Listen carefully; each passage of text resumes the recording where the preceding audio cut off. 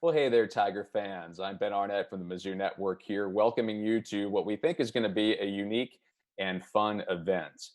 We are launching tonight what is called the Fight Tigers Fund.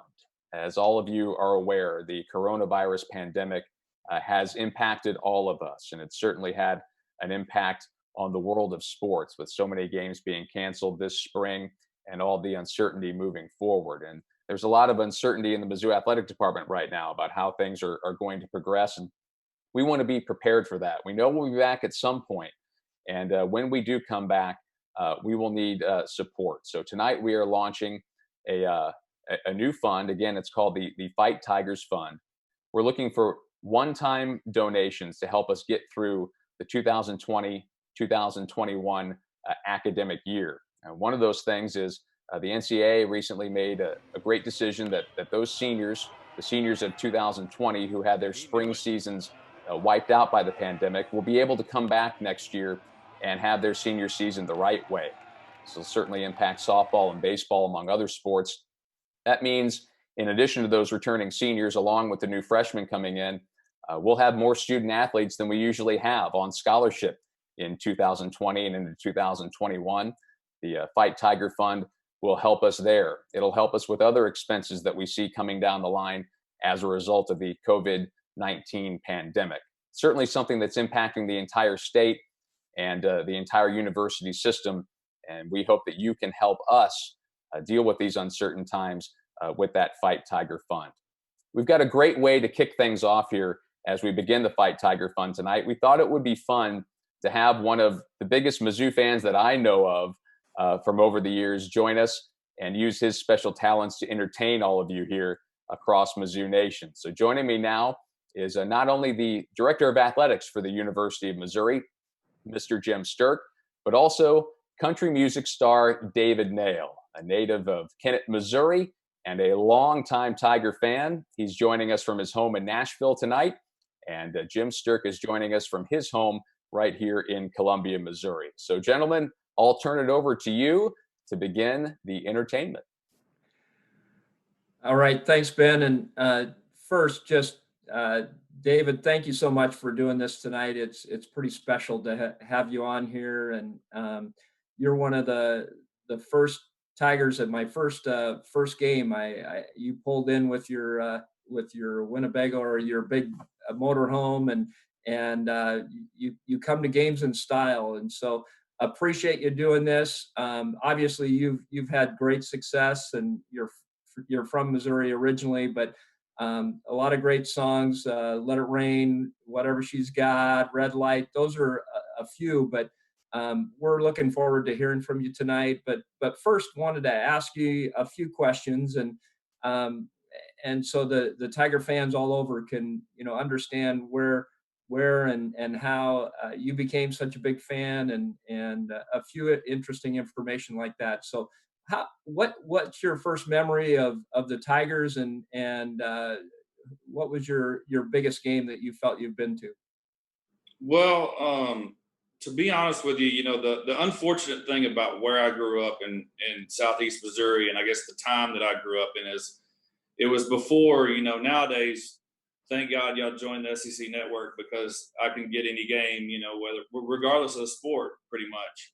But back then, in the 80s when I was growing up, there wasn't a Mizzou channel, or there wasn't really I guess Cape Girardeau was the closest place where we got our news. And unfortunately, they didn't travel up to Columbia and broadcast the basketball games, the football games. So it was a lot of me just like, on Saturday afternoons, listen to my dad, listen to the game on the radio. And that was kind of when I first heard Mike Kelly's voice, and just, I can remember the first time I met him, and just hearing him talk and thinking, holy cow, you really do sound like that in real life. That's great. But, I think my first game, it was probably not until I was 18 years old. I went up to a Kansas State game back when Kansas State had Michael Bishop, who was a really big, I think he was up for the Heisman that year. And we were really good. I can't remember exactly who won. That's a really bad fan, I guess. But, I always tell people, my father always said, hey, you grew up in Missouri. my parents both went to SEMO, and as did my sister. But he said, "Hey, you grow up in Missouri, you cheer for the state university." And as far as he was concerned, that was the University of Missouri at Columbia. And so that's just all I knew as a kid. And then I guess when I was in 6th, 7th grade, there was a kid by the name, or a young man by the name of Lamont Frazier, who was from Charleston, Missouri, who was a big time basketball recruit and the greatest athlete at that point in my life I had ever seen. And he was heavily recruited by Missouri, among others. And he had an uncle, I believe, that had gone to Missouri in the 70s. And so once I found out he was going to Missouri, it was just, that was it. And I was all on board the Mizzou train. And then, the first few times I went to Columbia, I always, told people, man, I'm going to live there someday. Like, that's just the greatest place in the world. It was the first, huge university I'd ever seen. That was back when Columbia was a lot smaller than it is now. And I can remember staying at the Holiday Inn out on the main, it was probably I-70.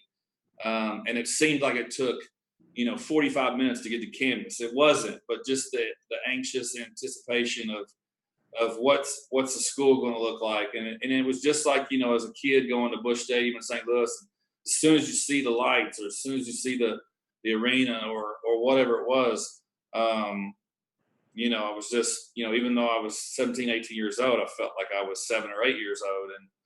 And, I told my wife when we met, she went to Ole Miss, and I told her, I said, I realize you have family and we have kids, and this is a marriage and we're going to make decisions together. But I just want to let you know that at some point in my life, I will live in Columbia, Missouri. So it may not be now, it may not be in 5 years, but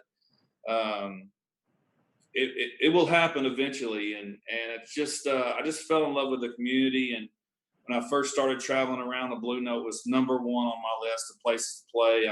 I was very aware of the history of it.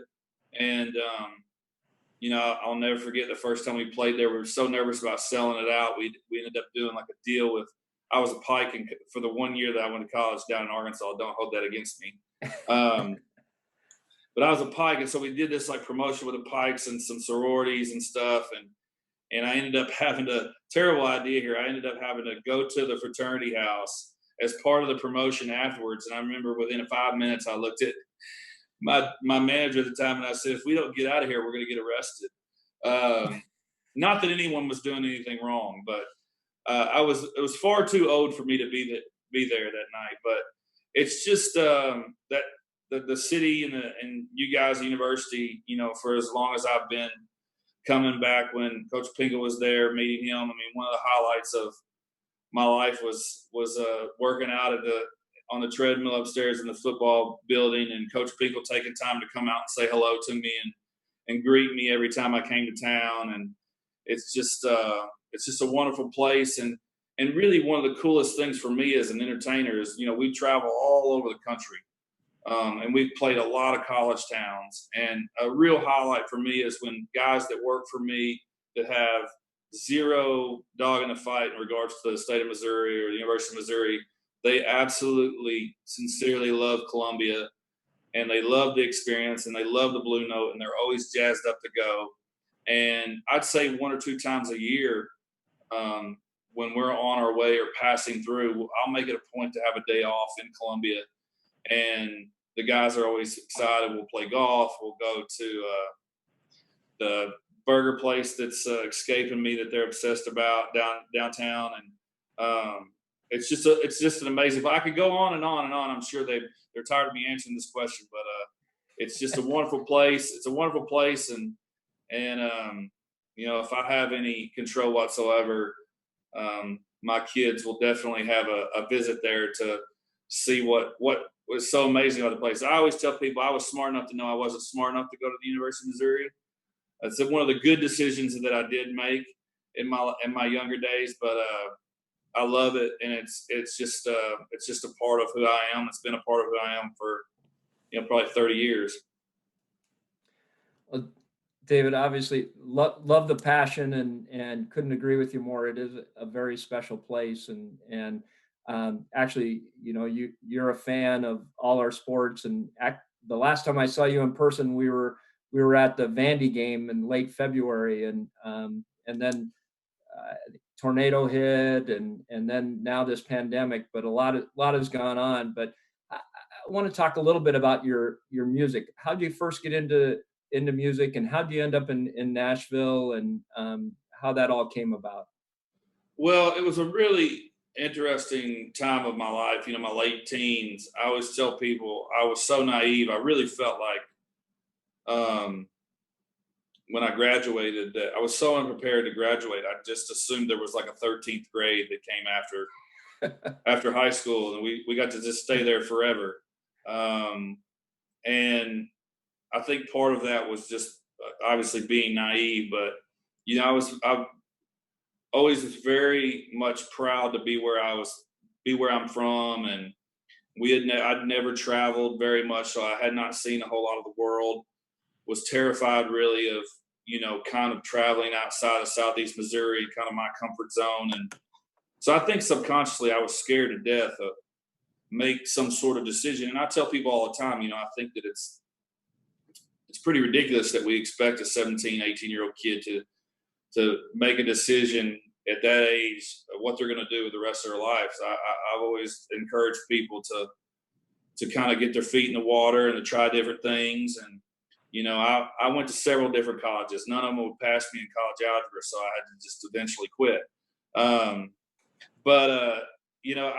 I knew that I wanted to play music. I just wasn't exactly sure how to explain that to my parents. And I definitely felt the pressure. I feel like, I'm 40 now, 22 years ago, we were very much in the thick of that. You've got to go to college. You've got to go to college. You've got to go to college. And so I definitely felt that pressure and felt like I'd be letting a lot of people down if I didn't go. But my choir director, believe it or not, an educator, pulled me to the side one day and after class, and she could obviously tell that I was wrestling with the decision. And she just told me, she said, "You don't need to go to college. You need to go to Nashville and start your college there and get, dive in. There's only one way you can do it." And, she had a little bit of a, background in it from the standpoint of she was very close with Sheryl Crow's family, who's from Kennett as well. And so she kind of knew Cheryl's route that she had taken, and that, maybe Cheryl didn't move to LA and kind of start her musical journey at the age that she wished she had. And so she was very adamant that I start early. And so I really became obsessed with the idea of starting early and kind of getting my feet wet. And so I moved to Nashville right after high school, and I lasted a grand total of 6 months. It was just, Nashville was so tiny compared to what it is now, but it was so big. It was so much bigger than anything I'd ever experienced. And I missed mom. I missed mom's cooking, missed her ironing my clothes every day and washing my clothes every day. And I was just not prepared. Even though I was 18 years old, I was not prepared to be out on my own. So I moved back home and ended up commuting back and forth to Arkansas State University, which is only about 40 miles away from where I grew up. And then ended up moving to Jonesboro for a year. And then the summer after what was my sophomore year, I really started to feel the tug of music again. And I really felt like, for whatever reason, the life experiences that I just had sort of in some way gave me the courage that I could go back and that I would maybe know what I was doing. And so I moved back that August, and in March of that year, I met a young lady through some mutual friends that went to Belmont University here.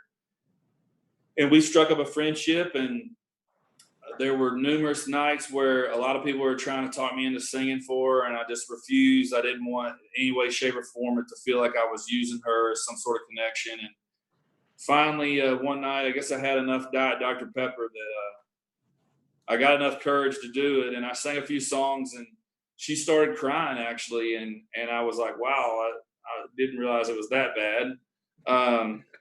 But she started crying, and afterwards she just said, this is a God thing. And I'm here because I'm supposed to bring you to my Father.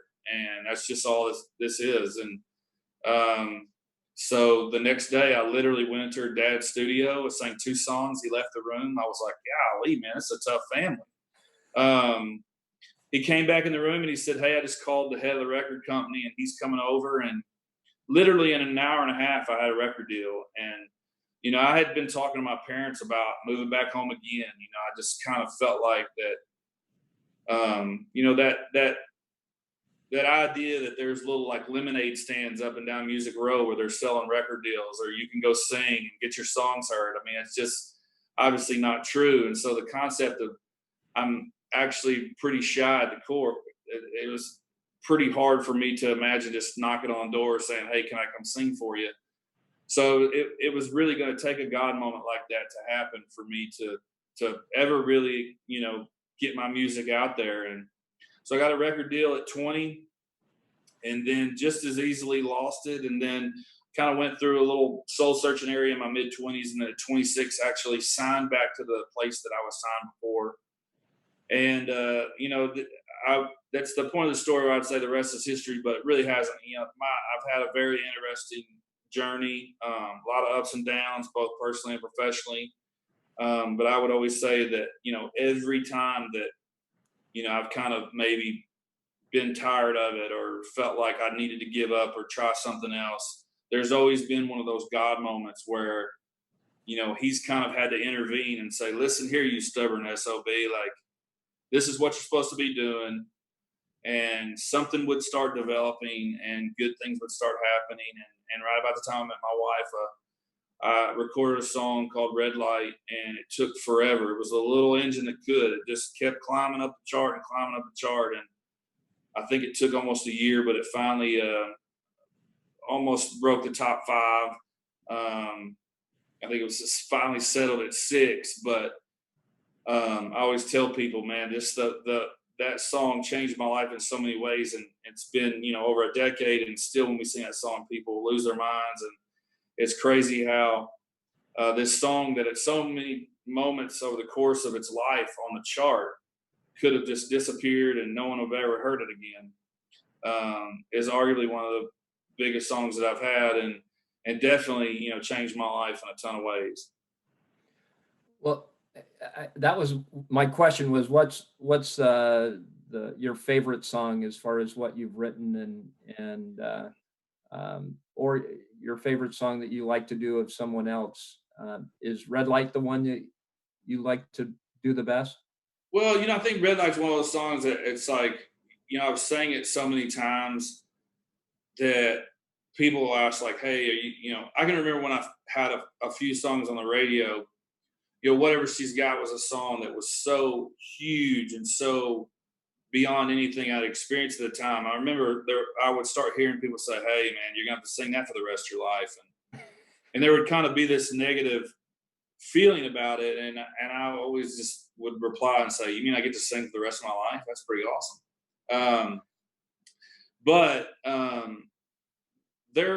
I always said, I don't know if it's just the songs I've sang and what they mean to me personally, or when they came, you know, to me at that point in my life, if they represent something there. But every night, every song I sing, there's a line somewhere along the way where you kind of get that little, you know, goosebump feeling, and it's almost like you've sang it all over again. And Red Light, the cool thing about Red Light is that guitar intro at the beginning is so unique, and that people usually we've tried to mask it at times over the years so people don't obviously know what's coming next. But you know, I've been blessed to have some really powerful songs that really came to me at important moments in my life. But you know, I'm not just saying this because I was planning on singing it eventually. I don't know if I'll do it first, but there's a song I wrote on my Fighter record called Home. And I've had a lot of songs about home, about where I grew up, how I grew up. But I actually wrote this song on the day my twins were, my wife and I did in vitro with our twins and with the baby we have on the way now. And the day my wife went through her first transfer with the twins, I actually was writing this song with Lori McKenna and Barry Dean. And I was so distracted, just so nervous about like what my wife was going through and this heavy moment. And at the same time, I was getting ready to go back home and do this concert with several artists from Southeast Missouri, actually from Kennett, that have been musicians. And Sheryl Crow was one of them. Trent Thompson was one of them. And I had all this like anxiety about doing that show. And so I just started talking about Kennett, how I grew up, and things that I do when I go back, and things about it that I miss or that I love. And Lori McKenna's brilliant songwriter just literally started writing down things that I was saying. And at 2:00, my anxiety got the best of me. I ended up leaving and going to the hospital to see what was going on with Catherine. And about 5:00 that afternoon, I got an MP3 of the song, and Lori and Barry had sat there and they finished this song called Home, based on all these conversations that I had about where I grew up, how I grew up. They'd never been there before. They'd never seen it. But I guess I'd given them enough information that they could kind of finish crafting the song. So it's really my favorite song, just because even now my kids are 4 years old, and one of the first lines is, got the window rolled down, hand in the air. Every time I pass or across the Mississippi River and go into Missouri, I always roll my window down and stick my hand out and feel the Missouri air. And my kids even do that now. Every time they know the big river, that's where we're home, when we're home. And so, little things like that kind of cause the song to kind of take on new meanings as time goes on. But it's just, like I said, I've written a lot of songs about home. I continue to. I think anytime you spend 18 years of your life in a place, it's just inevitable. But that was the one song where I said, okay, well, this is kind of the period at the end of the sentence. This is everything that I've really tried to say in a lot of songs that I was able to say in one song. Well, I guess that leads into, are you ready to play that one? Or I guess, geez, I'm going to have to, right? Yeah, you have to now after that lead in. Here you go. Y'all be gentle. We're at church, okay? Nobody can complain.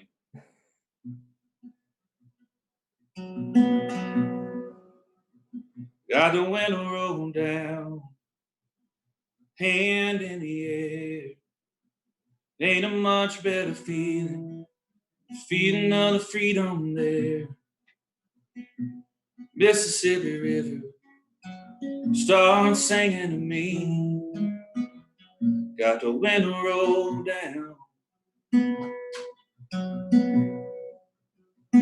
I was always a dreamer, misunderstood. Guess I would have been different if I could. But who I was, who I'm trying to be, always a dreamer. It's where you're from, it's your oldest friend, and you think it will forget you when you go, but you know it'll take you back in, won't fade away. It'll watch you leave, stay sitting there waiting in the fields and the sky, the stone, in your blood and your bones. Home. We were just babies, thinking love was a race. Oh, it's taking it further than everybody else our age. We were grained in the gravel, oh, but we were still green. We were just babies. It's where you're from, it's your oldest friend, and you think it will forget you when you go, but you know it'll take you back in. It won't fade away. It'll watch you leave. Stay sitting there waiting in the fields and the sky and the storm, in your blood and your bones. Home.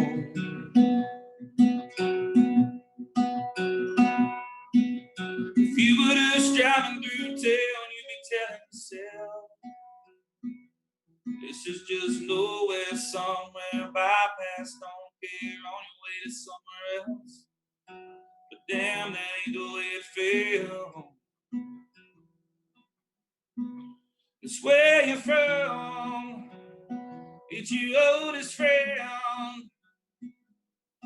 And you think you will forget you when you go, but you know it'll take you back in. It won't fade away. It'll watch you leave. Stay sitting there waiting in the fields, in the sky, in the storm. In your blood and your bones. Oh, home.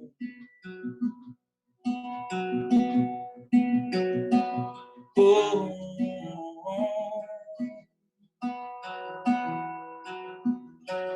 oh,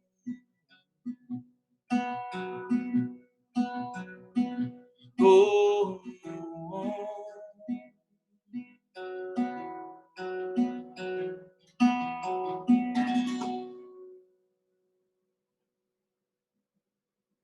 Fantastic. The talented David Nail, one of the biggest Mizzou fans I think I've ever encountered in my entire life, and an appropriate song there, and home.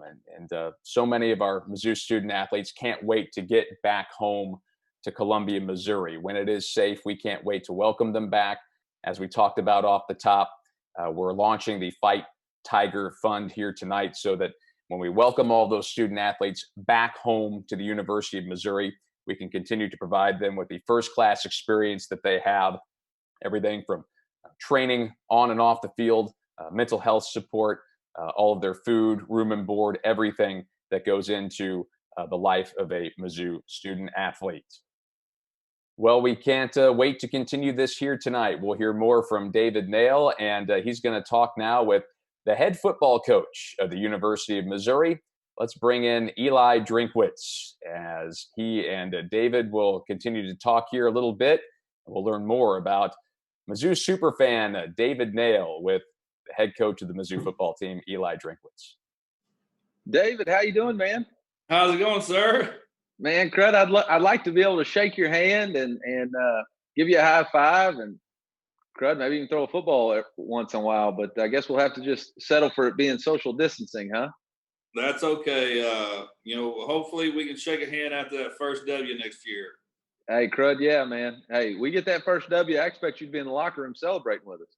Well, I've been in there before. I always there's been a couple times where I've had to stop myself from getting too carried away. But it's when I keep hearing them talk about me being a super fan, I have to tell myself, man, I'm 40 years old. I probably should settle down at some point. But heck no, man. I'm the guy that I call my dad after every game. I'll be like, oh, can you believe this? Or holy cow, can you believe we won that game? Or can you believe we lost that game? And tell my wife, maybe someday I as I get older, maybe I shouldn't care so much. But living here in the middle of Southeastern Conference, it's hard. Everybody cares that much. So they say it means more.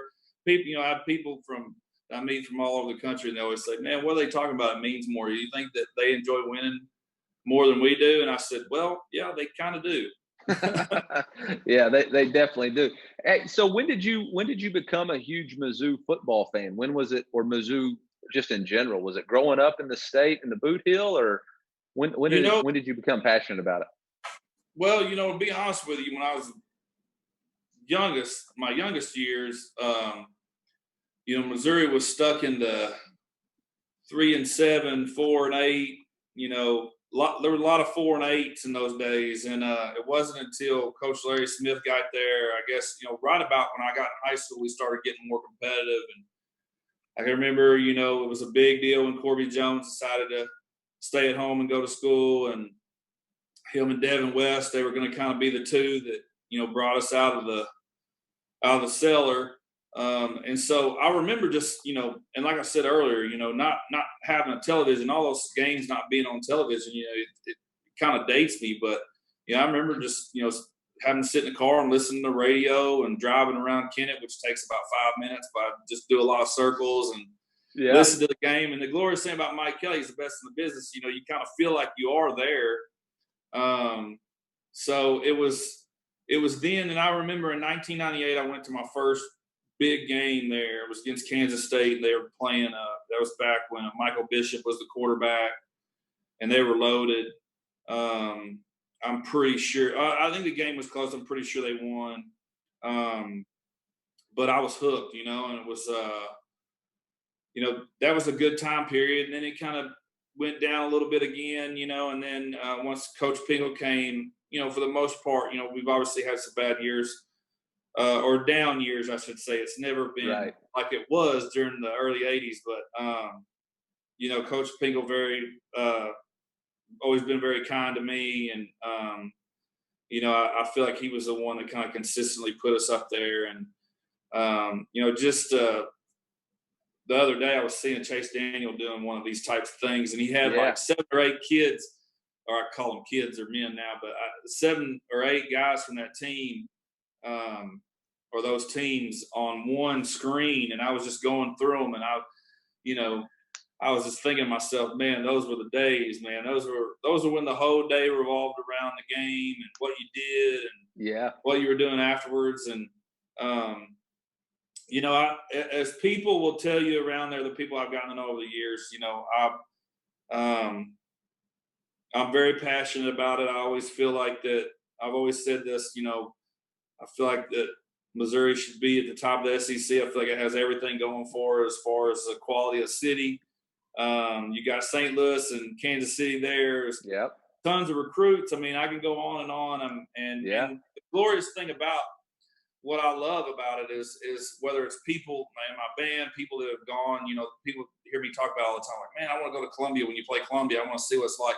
People fall in love with it. And I just think that that's the unfortunate thing is I feel like the more and more people that with success obviously breed success. And I feel like the more people that kind of see what we have to offer, the wonderful university, the education, everything, that it's just a no-brainer. And, you know, my old lady went to Ole Miss. I had to remind her the other day. I said, hey, babe, you know, I said, hey, how many Ole Miss Rebels were drafted on Saturday? Yeah. She goes, I said, well, I can answer it for you. It's 0. Now, hey, Dave, in all honesty, I got to be careful now. I mean, I got some Ole Miss fans that are upset with me about some stuff earlier, so I got to be careful, you know. But you know, that's always a good time.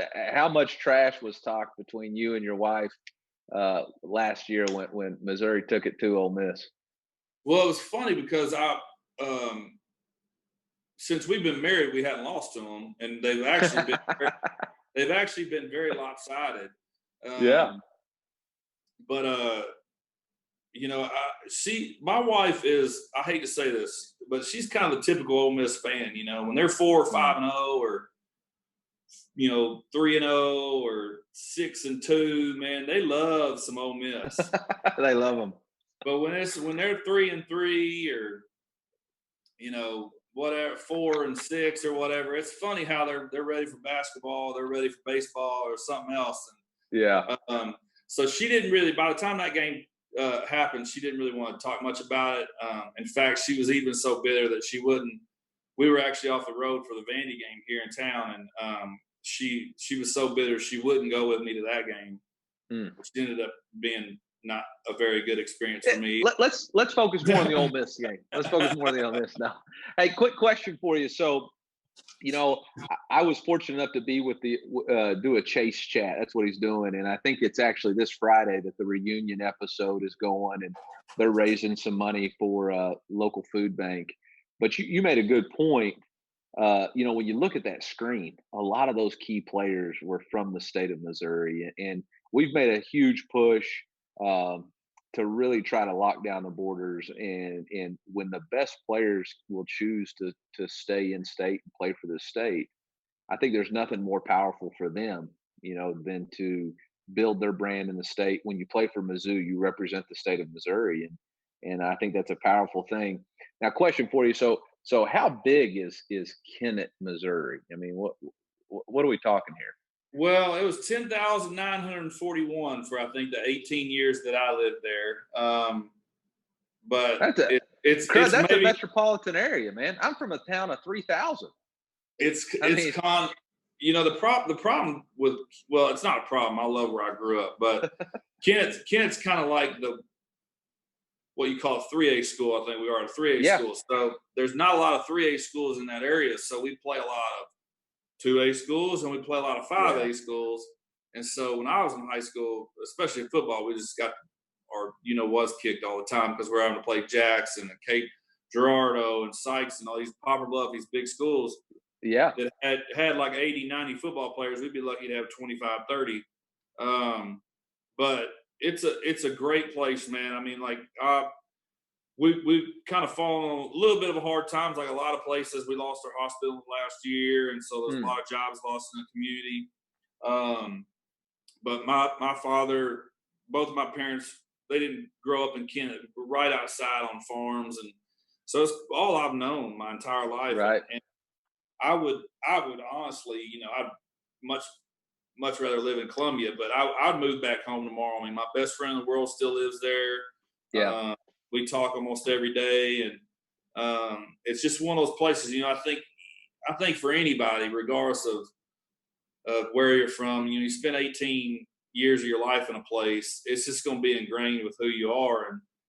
And I've written so many songs about it. And people ask me, "Man, you love where you grew up, man. You write all these songs about it." I'm like, "Oh man, it's like it made me who I am, and so many of my opinions on things, and so many of the ways I look at things. It really made me appreciate. I'm so thankful that I grew up in a small town, because when I started traveling and started going to these really big cities, it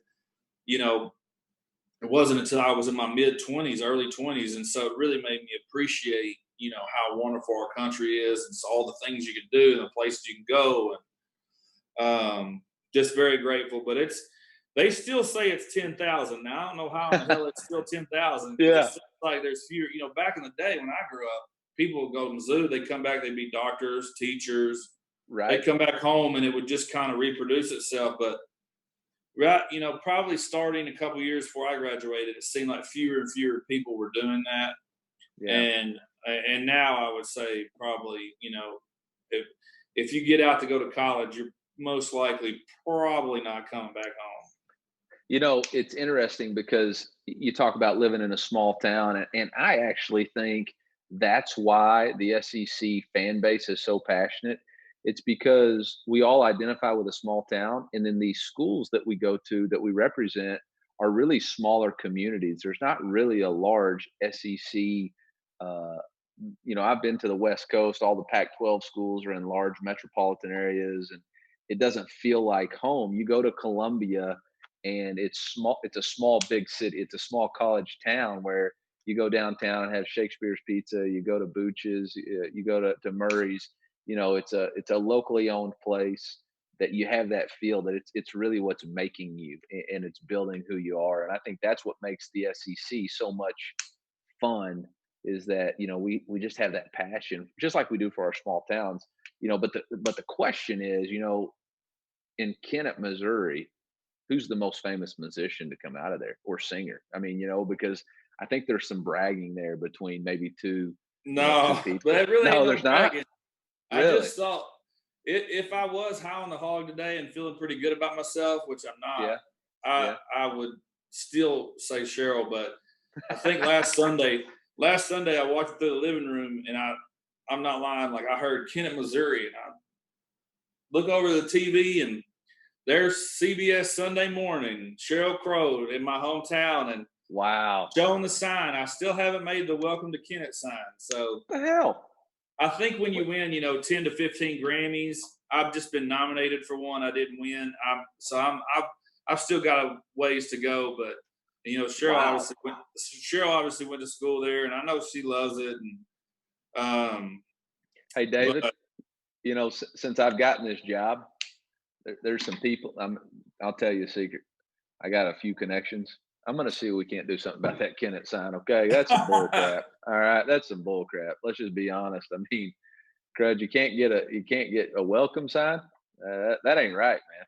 I tell my wife every time we go home, I tell her, one of these days, the last few times it's been raining real hard. I said, one of these times, when it's dry, I'm gonna run over there and have you take my picture, and I'm gonna be like, what the heck, if it ain't happened yet, it's probably not going to happen. But she also built a swimming pool there. I mean, I got a lot of ground to go, man. She's got a lengthy lead.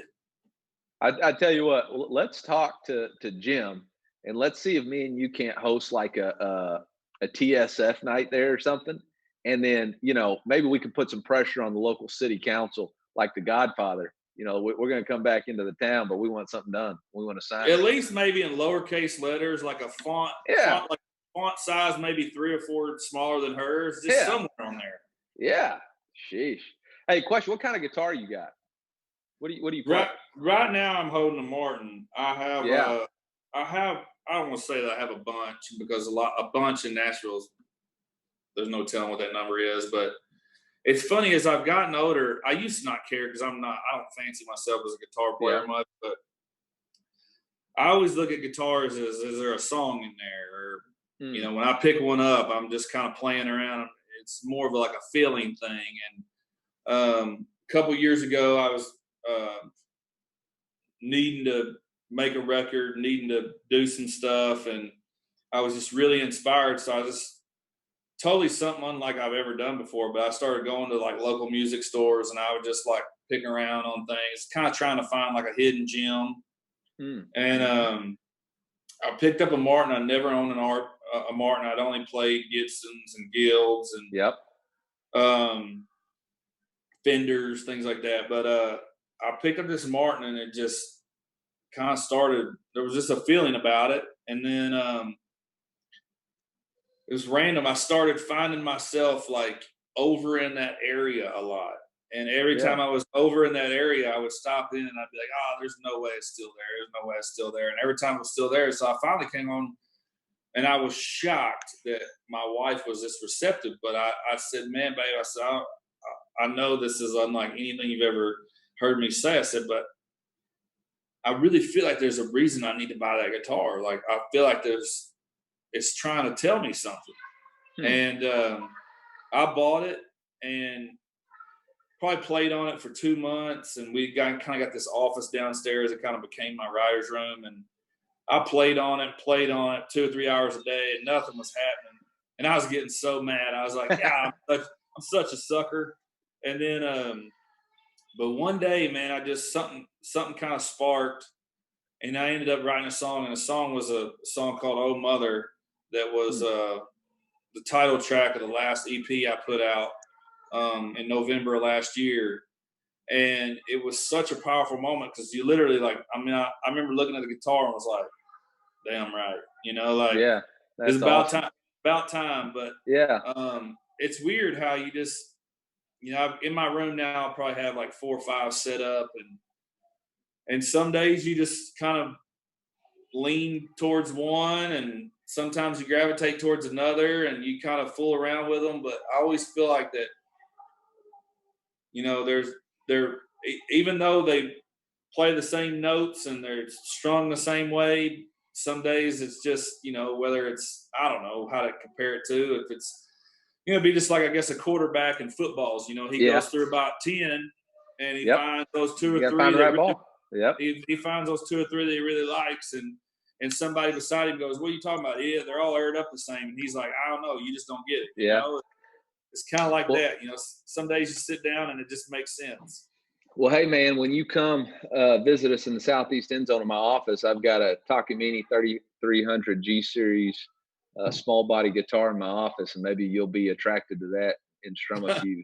So I've taught myself how to play guitar in high school, and so when I get to one of those stressful moments where I can't figure out what we need to do on a third down or a red zone night, I just pick up the guitar and strum it a little bit and see if I can't, it just, like you're saying, it kind of clears your mind and lets you kind of refocus. And I've never really written a song, like you have, but it's just awesome just to cut it loose. And so hopefully you'll come visit, and maybe you can write a football song or a Mizzou song or something, huh? No pressure there.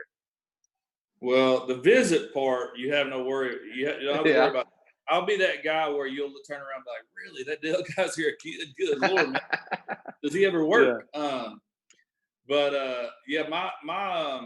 that's this year is kind of thrown a wrench into everything. But normally my my years, I'll sit down with my tour manager or my manager, and we'll just be like, hey, when are we passing through I-70, and do we have any days off? And, I've been known it could be 4 or 5 hours out of the way. And I'm like, well, we just got to sneak up there for a Saturday. But yeah, I've been known to do that to a casino. I mean, this is a family-friendly show. My fault. Well, I got to ask you a couple questions at least. I need to know, first of all, where are you from exactly? Where'd you grow up? I'm from Alma, Arkansas, which I knew you was an Arkansas fella. Yeah. If you drew a straight line from Kennett, Missouri, straight across the state, you'd be about, I don't know, probably 30 miles north of me. So, but exactly on the opposite end of Arkansas.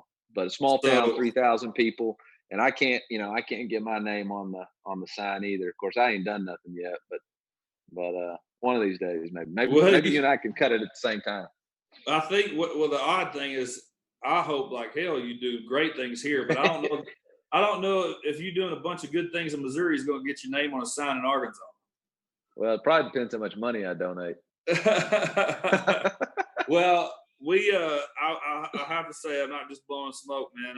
I'm excited to have you here. When I knew or heard that we made a change, I was glued to my phone, and I know a few people in the office, and so I was kind of trying to find out the juicy details, and everybody just kept saying, hey, you're going to be happy. And everybody I talked to has just been super fired up about your passion. And that gets me fired up. And I just want to wish you the best of luck, and let's go bowling. Yeah, man. Well, hey, look, we're going to shoot higher than bowling. Now, I don't know how long it's going to take us to get there, but our goal is to win the SEC East. And I chose Mizzou because I see the same things that you see in Mizzou. I think we have the opportunity with our recruiting base. There's no reason why we can't be competitive in the SEC. And I chose this place because I firmly believe we can win the SEC East at Missouri. And that's my goal. And I'm not going to settle for less than that. We're going to push every single day to achieve that. The other reason was, at App State, we had a couple of really good country singers, and we had Eric Church and Luke Combs, both from, App State. But I decided, hey, if I'm going to go somewhere, they got to have another really good country singer. And so once I found out, Dave that you were, then I was like, that's a no-brainer. I can just sounds like I should have went to App State. Well, I don't know about all that, but that I have an affinity for country music stars. Well, now that I know that, Eric Church, he's building a really nice sized house about 3/4 of a mile from me right now. So I'll make sure and leave a note for his construction crew to call him tomorrow, and they'll just say something. Thanks for your football coach. Yeah, no doubt. Now I will have to say, I got to know Eric's dad a little bit. Eric has kind of got a little bit more attracted to the UNC side, but Luke Combs, I mean, he is a diehard App State fan, and so that was a lot of fun. Yeah, it's definitely been interesting transitioning. Like I said, I'm excited about what our potential is, and it's because of the passionate fan base. Like people like you, but all the rest of our TSF donors and their passion for wanting us to achieve at a high level is really what makes me excited about being here. All right. So I got another question for you real quick. You said you go right. I know you're a former athlete. What is more nerve wracking, having to go come up and write a song or go perform on an athletic field, or which one is really pushing you to the limit? The one thing, the writing aspect, a lot of times you're in there's no crowd. There's, you're meeting somebody in a really basic office, and you hope to do something great, but songwriting is in a lot of ways like baseball. Everybody always talks about baseball players like, man, all you got to do is be successful 30% of the time and you'll make $100 million. Right. well, I don't know if you're successful 30% of the time in songwriting if you make $100 million, but a lot of songwriters, I've never really liked this philosophy, but a lot of songwriters believe in the whole, hey, if I write 100 songs, hopefully 30 of them are good. Whereas it's kind of really hard for me to move on from one song that I know is bad. Like I'm constantly kind of trying to figure out a way to make it not suck. Yeah. And I like and that. so, Not suck. So I'd rather write 20 songs in a year, but them all be really good. Yeah. Than just, hey, let me just write through all this crap to find the good. Mm-hmm. But you know, I think the reason why athletes and musicians tend to all be friends and hang out together is because it really is similar, you know. And I think for me, you know, those were my two dreams growing up, and it's really kind of all my, you know, eggs were in those baskets. And it was really just kind of trying, you know, I definitely wasn't going to be a professional athlete, but that's all I really ever focused on. And I think, you know, it's just like, I'm trying to think, man. I remember we played, you know, probably 8-9 years ago. We were playing in California, and it's House of Blues, and this guy came up to me, my tour manager at the time, and said, "Man, there's a baseball player out here, Christian Yelich." And I was like, and he was maybe a rookie. He might not even have been in the big leagues, but I'm too big of a fan of sports, so I'd heard the name. And so he came backstage with a couple other guys, and man, it was a small House of Blues in Anaheim. Wasn't like a big fancy place. We don't have a big fancy show or anything. And he was just sitting there just gassed up, man, just fired up. And I'm thinking, all right, we just played for 800 people. You played for 40,000 a night, and you're like fired up for this setting. Like, I just think that we both kind of have that common bond of just performing and the need to entertain. And that can be, you know, I think the best in the world are the ones that embrace it, you know, and welcome it. And guy by the name of Tony La Russa that I got to know fairly well. I remember one time talking to him about nerves and anxiety and stuff, and he was like, I want nervous players, because that means they give a you know what. Right. And it means something to them.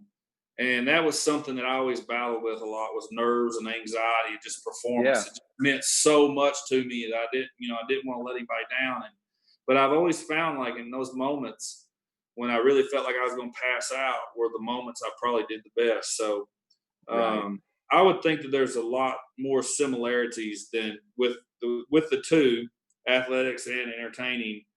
Because at the end of the day, you know, in athletics, we're all trying to win, but it is entertaining.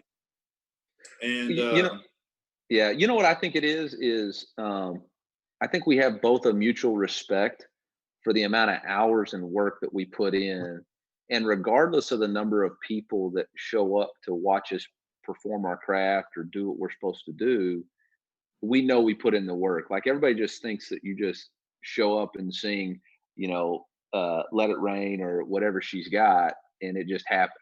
They don't see the 10,000 hour rule, that how many times you practice your song or practice those notes or scratched out the lines. It's the same thing with the baseball players, you know, whether there's 400 people in the stands in a single leg park or 40,000 people in the stands, the hours and hours of work in, you know, I think about the Mickey Mantle quote where they asked him about why he plays the way he does. You know, he hustles all the time, and it was because he never knows when that one boy that was going to be in the stands that had never seen him play before. And I think that's similar to you in your performances. You know, you never know when there's going to be somebody who's never heard you sing before, and you want to make sure you put on your best product. And that's how we feel about the way we perform is, you know, there's so few opportunities that we want to make sure we're at our best when our best is needed. Yeah, I think, you know, what you said just gave me goosebumps, because, you know,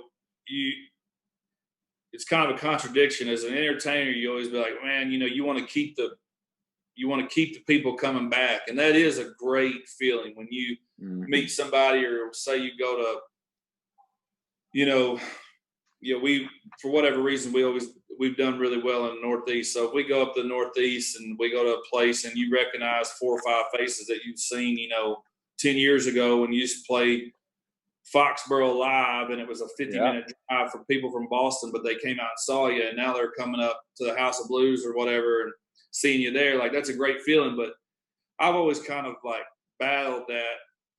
I'm almost more excited about the person who heard something that want to come for the first time.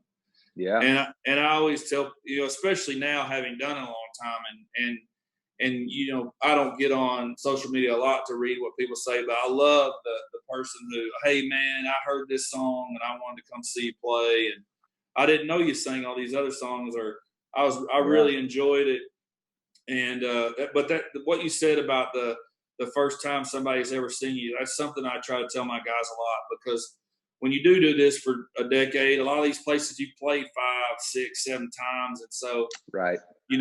It can be kind of hard to flip that switch, and that was something that fired me up about the Michael Jordan thing the other night when Roy Williams said Michael Jordan was the only guy who could turn it off on and off, but he never turned it off. Right. And I remember looking at my wife going, God, man, I can't wait to get back on the road. Doubt. It's crazy how it just reminds you and just kind of makes you just love it and want to keep doing it as much as possible. Yeah, there's something as competitors that we're driven to always be at our best. It's like what you're saying, to get back out on the road, to get back on the football field. It's why our players are constantly saying, Coach, when can we get back to the facility? It's why my coaching staff is like, when can we get back out on the grass? Today I went and walked around the grass practice fields just to get some exercise, and it was awesome. And it made me get that itch. Like, man, I got to get back on this grass, because I'm not who I am unless I'm out there coaching with the whistle around my neck, my visor on, and getting after it. So I can't wait for this thing to clear so that we can get back to coaching football and whipping some tail, I love it. Fires me up. Yeah. Well, hey, shoot, I can't wait for you to come back and check us out at that Southeast End Zone facility. And we don't play Ole Miss for a while, but when we do, man, I look forward to you being able to rub it into Catherine. Hey, so tell me, you got a third child coming, right? I do. Yeah, pretty excited. Little girl. I got 4 girls. I give you all the advice you need. Well, I'm going to need some, because I got one right now that's about like having 3. She's in fact, I was talking to some of the guys that were setting this up, and I said, I got to get my kids out of the house. And they're like, oh, man, no, you should let them be a part of it. And I said, no, you don't understand. Like, my girl thinks she's like Miley Cyrus. Like, if she saw herself on the phone or on a camera or whatever, like, she thinks that camera's for her. Yeah, no doubt. And I've watched the Trolls World Tour movie about 37 times this last week. I've about got every daggone song memorized. If my kids start fighting, I just throw that Justin Timberlake song on, and all is fine with the world. But I'm excited.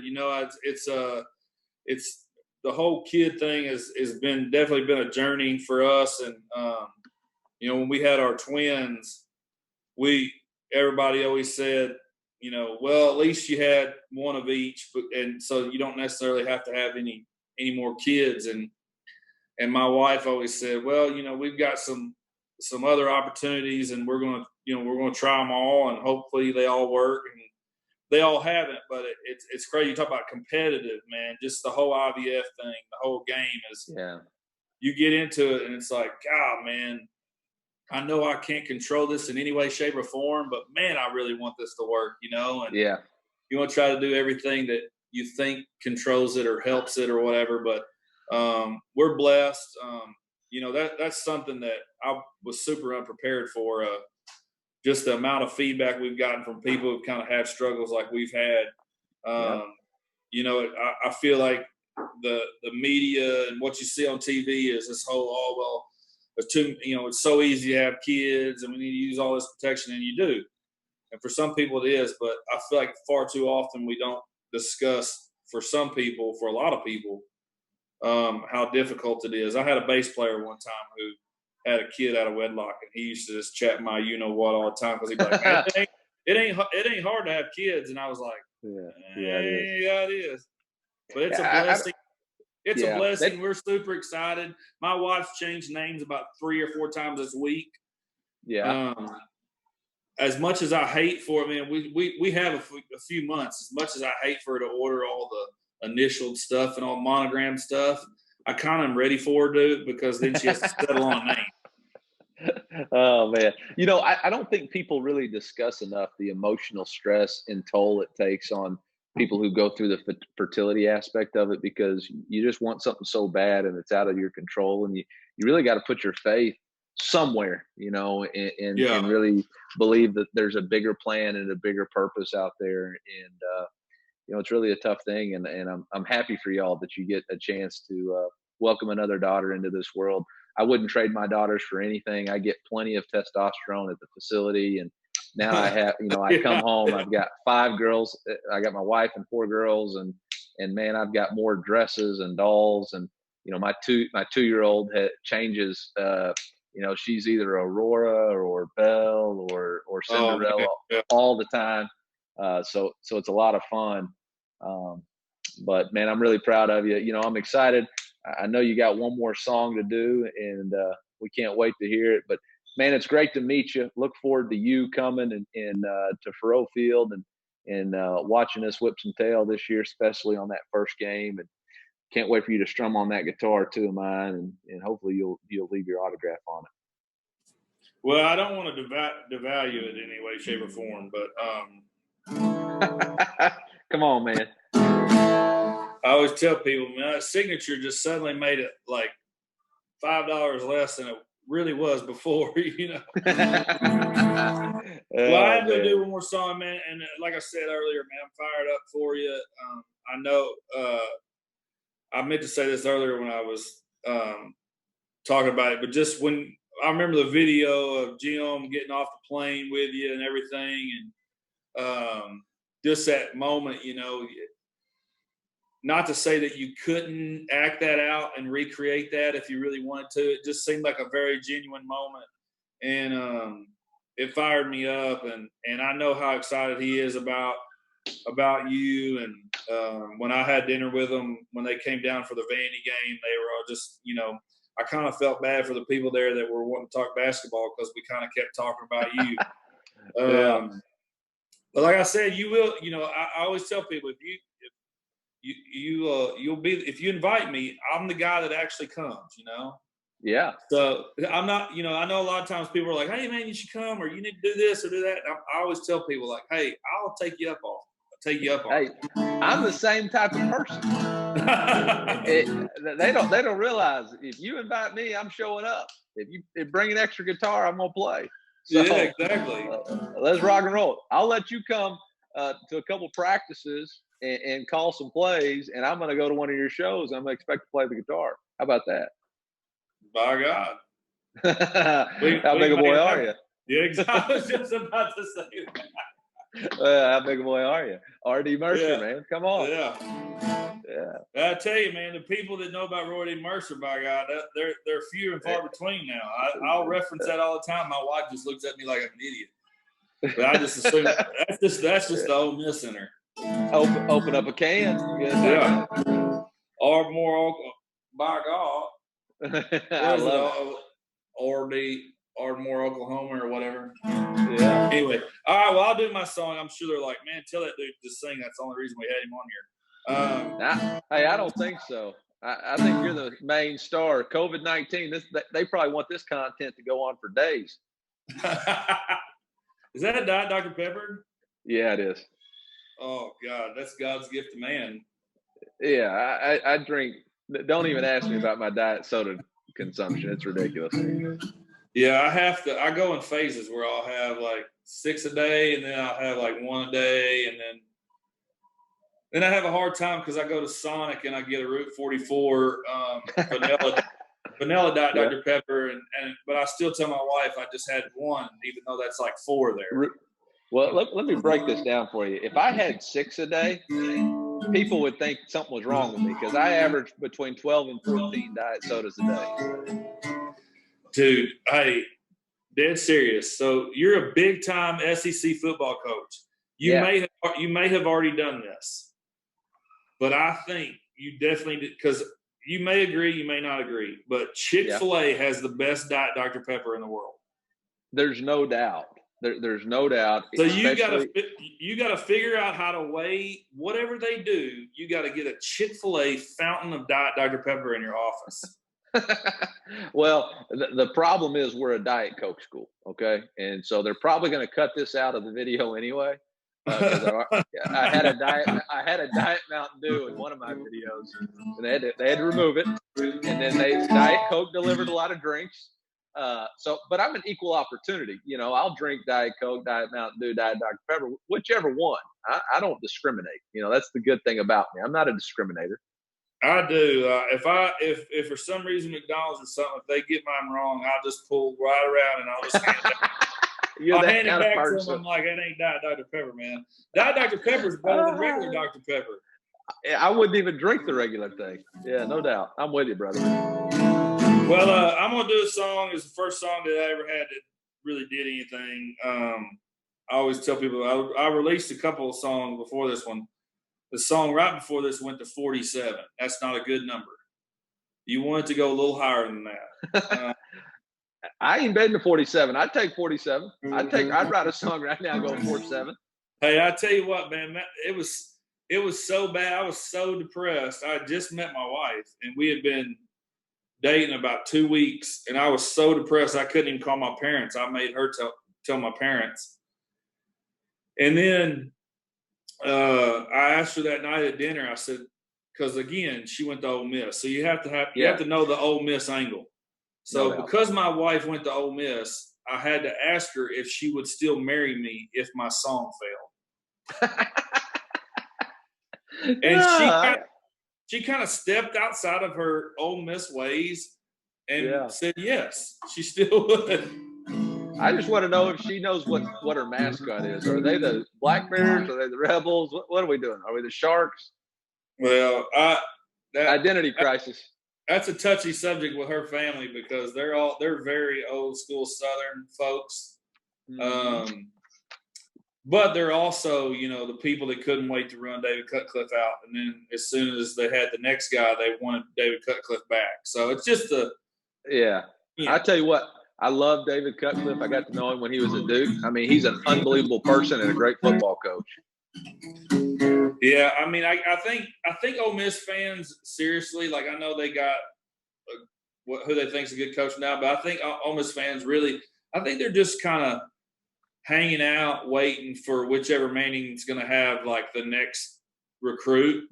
So, yeah. I can't comment, but I think he's a ninth grader. Well, I guess they got 4 years then. Yeah. Well, but I'm gonna do this song, and then y'all can figure out how the world to tally this thing up.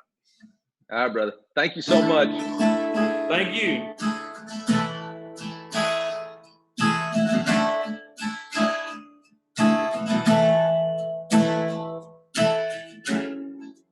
This is how it ends. This is where it all goes down. This is what I don't love you feels like.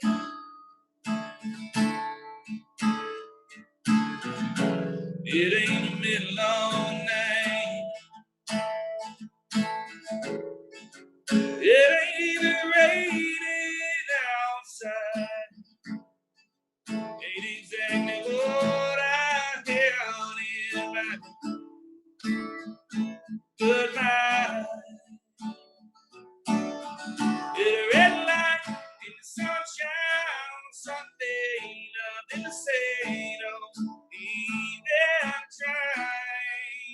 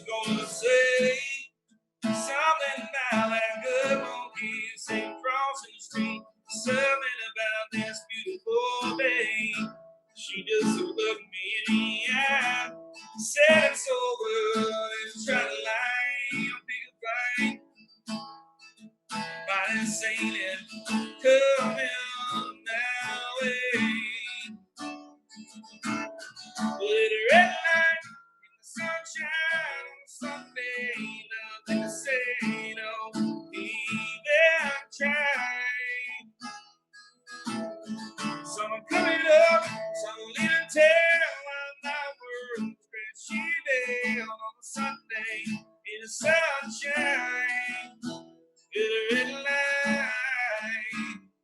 There's a mom calling down little baby in the backseat from me. That old man dressed in Sunday best, just waiting on rain. But I can't see it. Red light, sunshine, Sunday, nothing say, don't even try. So I'm coming home, so leave and tell why my world crashing down on Sunday, sunshine, yeah. Hit a red light in the sunshine on Sunday, nothing to say, don't be there trying. So I'm coming up, so leave and tell how my world's crashing down on a Sunday in the sunshine, hit a red light, the red light, oh, the red light, red light.